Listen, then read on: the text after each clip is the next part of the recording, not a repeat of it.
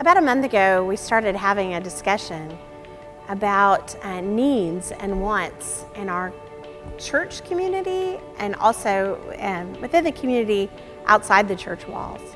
You know, sometimes it's harder for people to feel like they can truly connect with others when they belong to a larger church.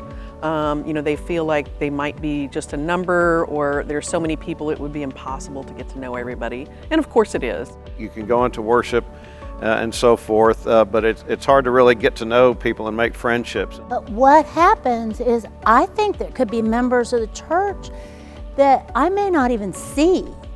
I can't know everyone as a member of this church because there's just so many things going on.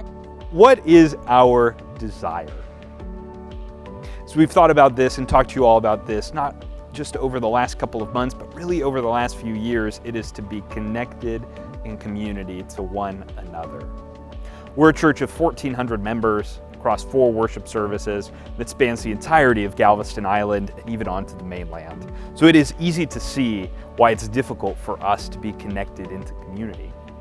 As we were thinking about this, our senior pastor came up with this vision for the rest of the year called Better Together.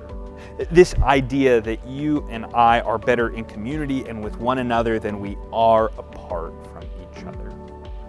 One of the ways we want to live that out is through this idea of Better Together groups. And our hope is that these groups won't replace your Sunday schools or anything, but they will be a way of discovering a new sense of community and a deeper sense of community within this church, and especially in this time of COVID that we're in right now, where it's hard to connect to each other. So we're inviting you to join one of our Better Together groups. Some of the groups are going to be online, like an online neighborhood, and some of the groups will meet in person in the front yard of a person's home. All we're asking is one night a month for you to bring your family, whether it's you as a single person or you and your spouse or you and the kids. You're all invited to come and to be a part. There'll be a leader that will lead a discussion, and together we can get to know the people who live right around us. The people that you have in your small group are there for you, as we all go through the things that life throws at us. The triumphs, the tragedies, the tough spots that people go through. I think that it's really critical to be part of a small group if you're really going to be connected to the church. So that's where that small group really creates that bonding, that level of care and support that we all need. Moses passed down the faith through the generations. It took him 40 years to travel through the wilderness.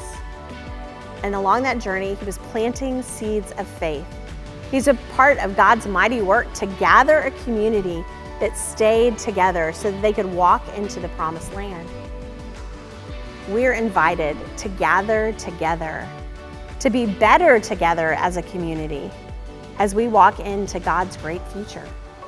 Doing life together is always better. Better together. Better together. Better together. We are better together.